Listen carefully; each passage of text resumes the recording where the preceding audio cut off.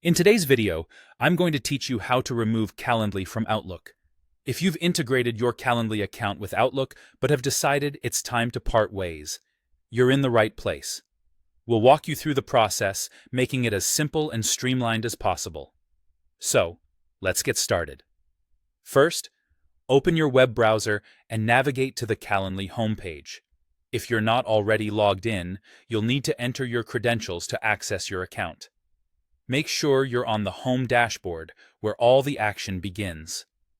Once you're in, glance over to the left side menu. This is your navigation hub for accessing different sections of your account. Now, on the left side of your screen, you'll find a section labeled Integrations and Apps. Click on this option, as it will lead you to the settings area where all your active integrations are listed. Don't worry, this might sound a bit technical, but it's really just about finding the right buttons to click. Once you are in the Integrations section, look for an option labeled Manage. At this stage, you want to go ahead and click on it. This action will open another view where you can see all the applications currently connected to your Calendly account. This is a crucial step because you need to know exactly what's connected before making any changes. Here, you can see a list of all connected apps. Our focus today, of course, is on Outlook, so you'll want to look for that specific integration.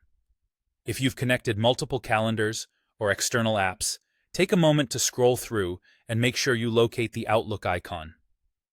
With Outlook now in view, your task is straightforward. Simply click on the Outlook integration. You'll notice right next to it there's an option to disconnect, often represented by a small X or a similar icon. Clicking this will prompt a confirmation, just to double-check that you indeed wish to proceed with removing Outlook from your Calendly account. It's as simple as that. Once confirmed, your Calendly and Outlook accounts will no longer be connected. You've successfully removed the integration, and any issues related to syncing events or scheduling conflicts should be resolved.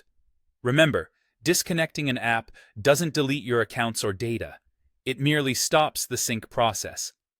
If you ever wish to reconnect Outlook to Calendly, you can do so through the same integration settings menu.